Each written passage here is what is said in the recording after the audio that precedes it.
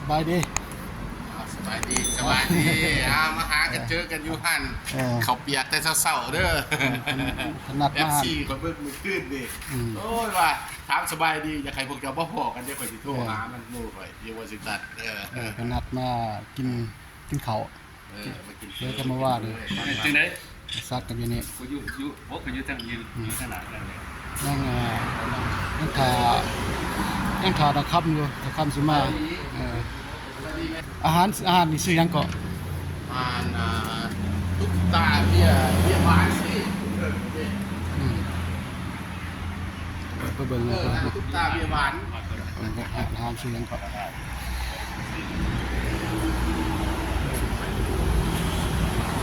อาหารพามากินตุ๊กตาเวียวหวานบ่อันนี้อ่านบ่เป็นบ่ได้อยู่จัง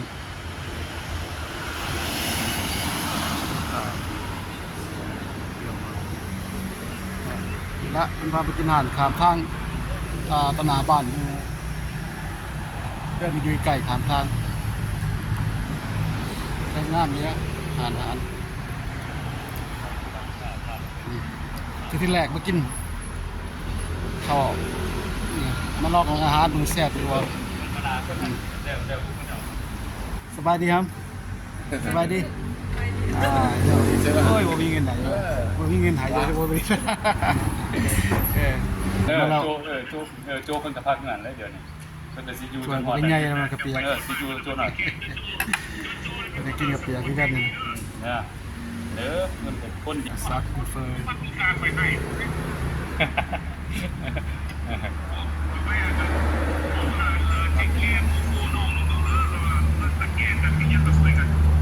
เดี๋ยวมากินนะมากินกันเด้อตอนนี้เรากินอิ่มแล้วจังไดเฟอร์เขาไม่ทับเปียกคักแซ่บแล้ว hit the spot กับเปียกม่วงไข่มีไข่ไก่มีไก่แล้วก็มีหมูกรอบคักตัวใหญ่โพดถ้วยกินบ่เบิดถ้วยบักใหญ่กินบ่เบิดเลยยังเหลืออยู่ถ้วยเฟอร์ไอ้ซักเป็นถ้วยเป็นซ้ำเลยใหญ่นะจะได้รักแซ่บไว้ซักกินหมดเบิดแซ่บกินบ่เบิดนั่นแหละเดี๋ยวเสียงมามันนี่ก็พากันมากินอาหารจนมันเลี้ยงอาหารยังก็ลืมแหละอาหารยังซื้อยังก็รสตาเบียร์หวานรสตาเบียร์หวานมาลองเด้อมากระยักคู่ว่ายินดีคำว่าแซ่บหลายผมบอกมากินก็แซ่บเพื่อนนี่กระเปียกนี่แซ่บนี่พามาเลี้ยงเขามันมาลองเบิ้งอันนี้ก็เท่าที่แรกมากินอาหารนี่อยู่นี่ฝากข้างอยู่ฝากข้างอยู่ฝากข้างมันเป็นมาอยู่เดือนปลายแหละถ้าเท่าที่แรกมากินอาหารนี่ยุคเขียนนี่มันสะดวกเลยแต่อยากกินยังมีบ้านก็ตั้งหน้าข้างทางบ้านมันมีห่านขายกินซุปอยู่เนี่ยพอกำลังมันซื้อกินจนนี้แหละกินเขาแล้วแหละก็พากันไปเฮือนไปเล่นน้ำรัดใจดีรับถ่ายโจ้ก็อยากเห็นกันนี่ถ่ายเขาค่ำมาอยู่ถ่ายพ้นมาแล้วก็เปลี่ยนสกเล่นน้ำเป็นรัดใจดีอย่างละเรื่องรัดใจดีแล้วเป็นนางซุ่มเซลกับพี่จูอยู่บนนี้ที่ได้เจอบนเที่ยวนี้FC ก็มาแม่ FC มา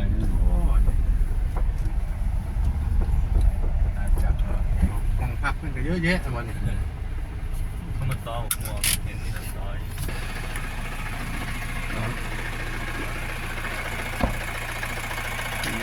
นั่นรัดใจดี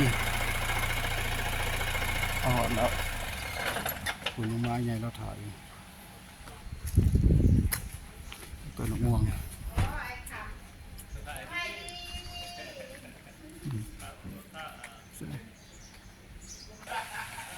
ขอบคุณเลยนะถอดก่อนแล้วนะ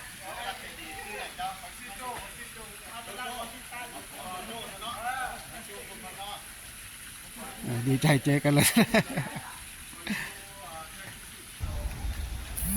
มาหรอกนั่งเท้า มาเราตัวใหญ่ครับเป็นยานเนี่ยเป็นยานตัวใหญ่ก็นะ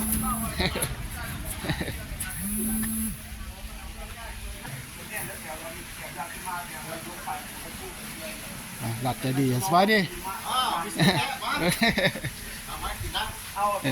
สบายดีสบายดีสบายดีสบายดี สบายดี เจ้าเห็นยูทูบคือกัน แมนได้คนกันแล้วเราก็เห็นช่องเจ้า ฮั เห็ ก น ฮัก เห็น เริ่ ค มฮักก็เริ่มมา ำกระเดิมต้องเสียคนให้โอเคไปแล้วคนให้ ฮักก็เริ่มเฮ็ดเนี่ย นะฮะมีหลายเรื่องได้บอกภาษา อากาศดีสบายเย็นสบายอาจารย์โจสบายดี เจ้าก็เริ่มมานานไม่หกพัน โจหลับใจดีอันนี้การโจโจนี่กับคนหนึ่งโจโจมันกันจะซื้อยังก็ สบายดีซื้อมีเด้อ ซื้อมีก็ โดย ผู้นั้นได้ละ แพงไอ้บอกซื้อดี จะซื้อยังก็บอกเบิ้งก็ได้บอกซื้อก็ได้ฮะ ซื้อแพง ซื้อแพมสบายดีสบายดีผู้นั้นได้ละ นาน พี่ดาวว่าสบายดีเหรอซื้อยังก็คุณ ซื้อฟ้า ซื้อผ้าสบายดีสบายดีมาลินบ้านเพิ่นบ้านโซนจีนได้โซนนี้หมดทุก ตัดใจดี ขึ้นหัน3ตัวนั้น เพิ่นเป็นแม่นวดเกาะเป็นแม่นวด กำลังขึ้นเลยครับตึก115สั้น สบายดีเขาได้น่ะไฟทั้งลือทั้งลังน่ะน่าอายน่าอาย 10ไร่ไป สบายดีล่ะ ได้ดีเป็นที่ ต ดู รงนาได้ซื้อตรงนาได้มาเห็น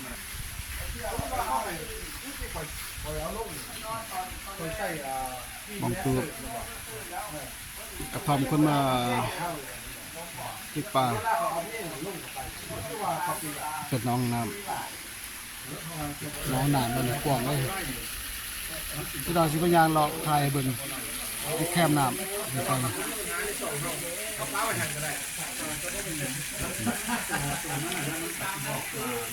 ปสบายดีเห็นยังก็เห็นยัง เป็นนี่แหละ ตึกเบ็ดบอกอ๋อเป็นไงมันมาตึกเบ็ดเนาะจะเอายังตึกกันนะ มีอะไรนะ เนี่ยเป็นเนี่ยไปได้มั้ยเนี่ยยังจะตึกเนี่ยไปได้ มีต๊อกอ่ะ อ๋อเนี่ยตับกับเนี่ยเนี่ยเป็นคนลงน้ำเนี่ยตับกันนะป้ายังเกาะมันกินอยู่นะ มันตึกบ้านนี้ง่ายตึกบ้านนี้บ่มีหลายนะมีบ้านนายหลาย อ๋อปลาในปลาในกินคือกับปลาในกับใจหลายเด้อ จ้า มันคือกับปลาใน บ้านนายหลาย จะเป็นห้องขางแมวก็ขางน้องน้ำ